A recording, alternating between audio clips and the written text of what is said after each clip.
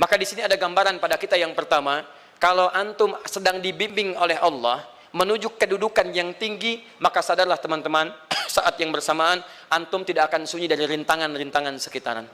Catat itu baik-baik. Anda kedudukan biasa, naik luar biasa, maka hambatannya itu akan semakin meningkat, tidak sama dengan sebelumnya. Anda orang kecil, diuji dengan ujian kecil.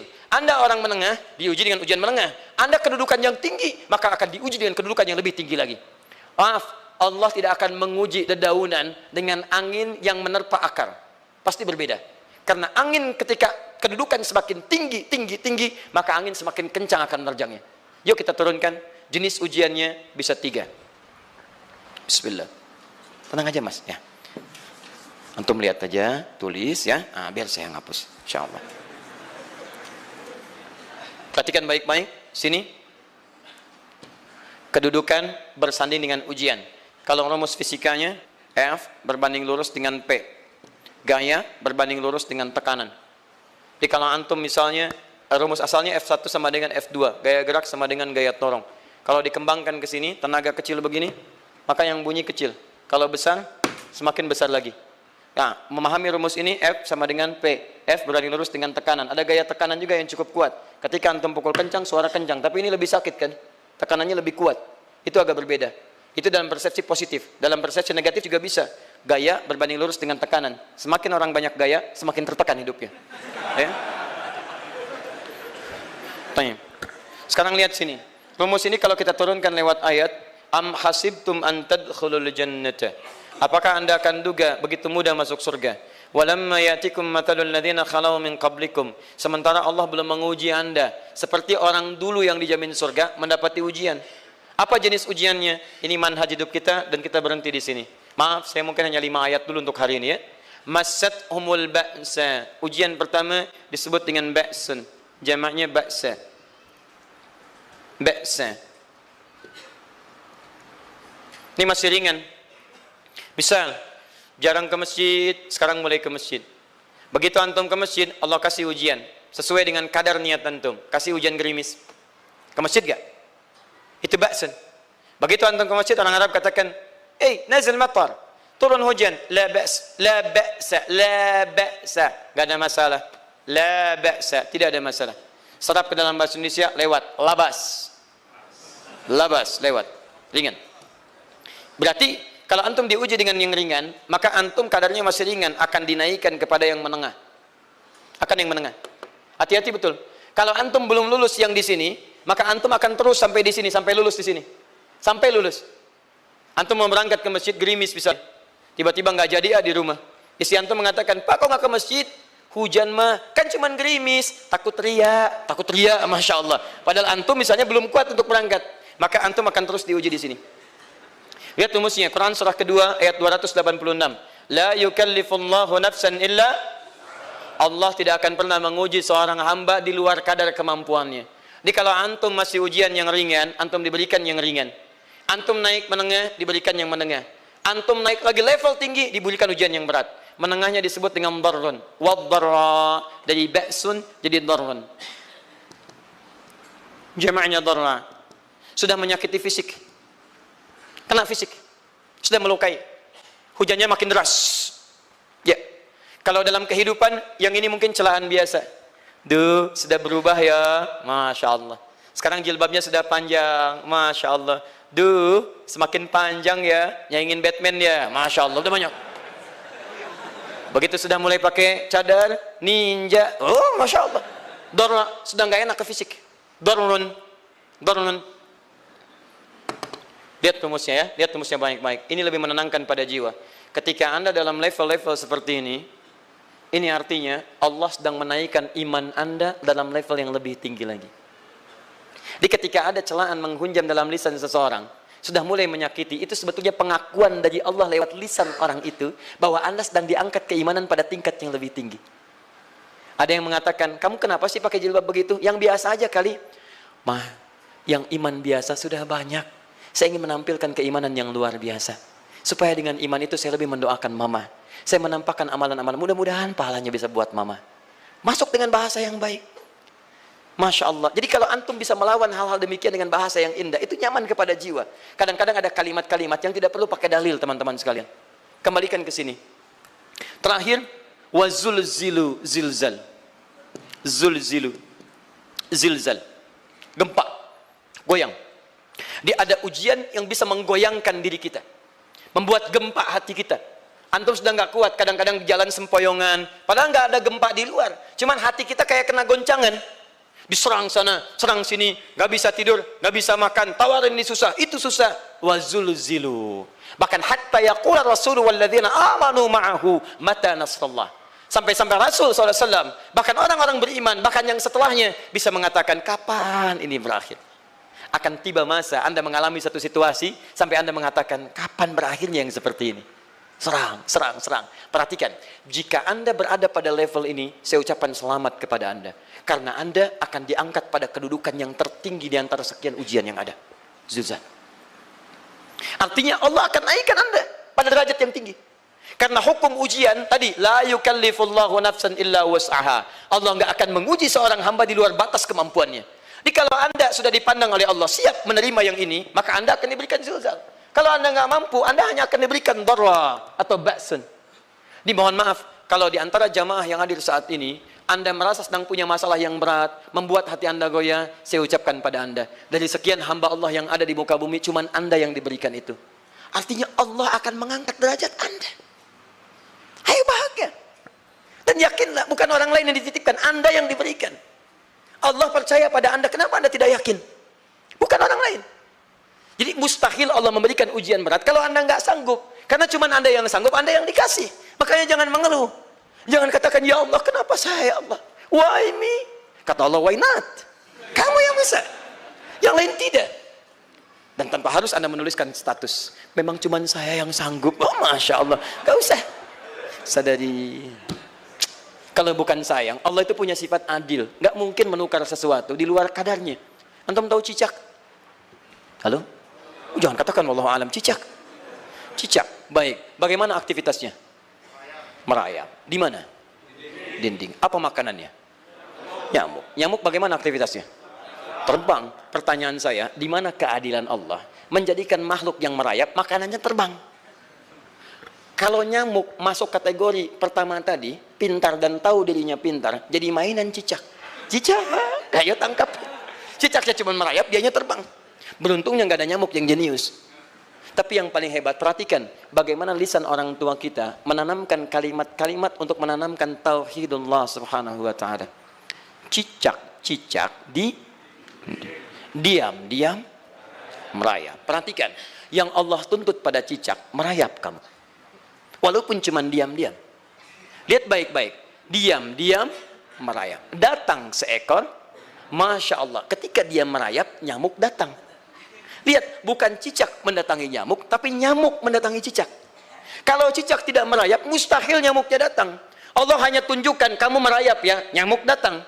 Sekalipun dia merayap, cuman diam-diam, nyamuknya datang. Jadi hukum Allah itu kalau dipatuhi, nikmat kehidupan. Cicak gak merayap, nyamuk gak datang. Cicak merayap, nyamuk datang. Datang seekor nyamuk. Setelah itu, silakan. Jadi kalau kita teman-teman ikuti hukum Allah, mau berat, alhamdulillah. Mau ringan, alhamdulillah. Ya mau sedang, alhamdulillah. Begitu diangkat, artinya ada pengakuan dari Allah, iman kita akan diangkat. Cuman, bahasa Nabi Ya'qub alaihissalam kepada Yusuf alaihissalam, mesti ada persiapan dalam mengatasi itu semua. Tidak cukup hanya mendiamkan saja. Maka kata Nabi Ya'qub, jangan kisahkan dulu. Bikin dulu pemetaan-pemetaan untuk mudah mengatasi itu semua. Ini poinnya. Anda harus punya rencana.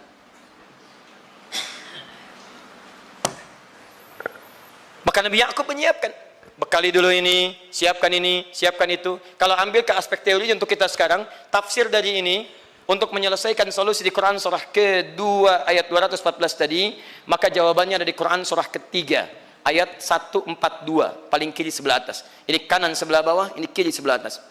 Dan awal ayatnya dibuka dengan kalimat yang sama. Perhatikan, Al-Baqarah ayat 214 kalimatnya menggunakan am hasibtum an tadkhulul jannah. Ali Imran 142 am hasibtum an tadkhulul jannah. Yang Al-Baqarah itu ujiannya, walamma ya'tikum mathalul ladzina khalau min qablikum massathumul ba'sa wad-dharra waz-zulzilu. Yang Ali Imran itu solusinya.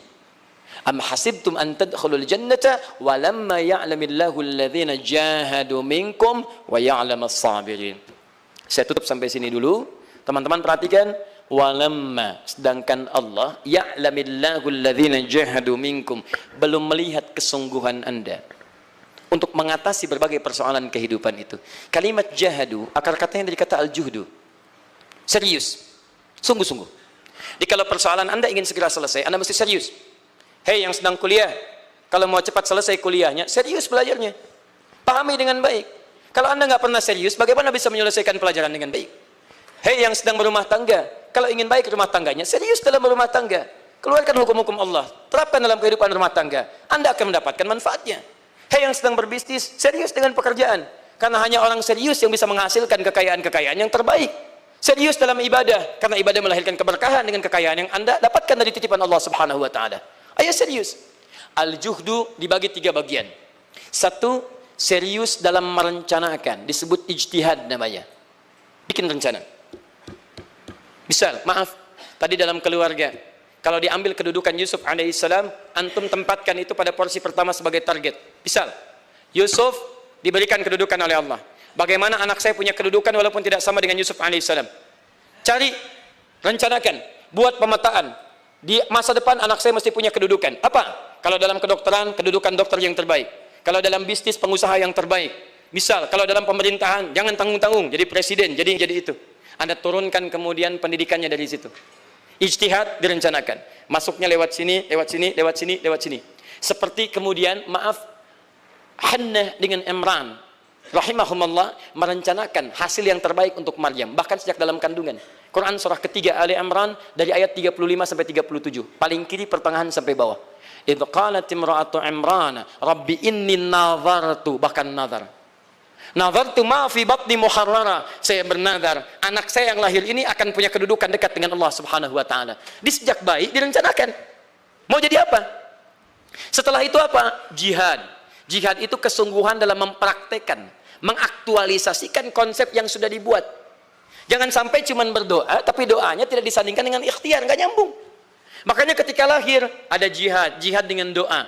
Falamma wada'at saqalat rabbi inni wada'tuha untha, ayat 36-nya. Wallahu a'lamu bima wada'at wa laysa dzakaru kal untha. Lihat, wa inni sammaituha Maryam wa inni u'idzuha bika wa dzurriyyataha minasyaitonir rajim. Doa. Setelah berdoa apa? Teruskan. Bagian akhirnya ayat 37-nya. Maaf teman-teman, tidak cukup dengan doa. Karena Maryam masih dekat dengan Allah, punya kedudukan, dia mesti dirawat oleh orang yang paling saleh. Cari Nabi Zakaria, orang saleh. Mesti merawat. Tempatnya masih netral dari keburukan, bikin mihrab. Jadi tempat dibuatkan, orang soleh merawat, doa dipanjatkan, doa berbanding lurus dengan ikhtiar. Apa yang terjadi? Ayat 37-nya. Fataqabbalaha rabbuha biqabulin hasanin wa ambataha nabatan hasana. Maka Allah Subhanahu wa taala menerima usaha orang tua ini. Doanya diterima, ikhtiarnya diterima. Jadi kalau antum mengambil ayat tadi, diterapkan dalam kehidupan, rencanakan teman-teman sekalian. Anak mau sekolah di mana? Mau jadi apa? Turunkan ke bawahnya. Oh, dia mau jadi dokter, dokter yang hafal Quran, turunkan. Pendidikannya di sini, di sini, di sini, di sini sampai paling kecilnya. Siapa gurunya yang dekat dengan Allah? Sekolahnya yang menjauhkan dari hal-hal keburukan, sampai satpamnya soleh, securitynya soleh, koperasinya orang-orang soleh, gurunya orang-orang soleh. Hadirkan.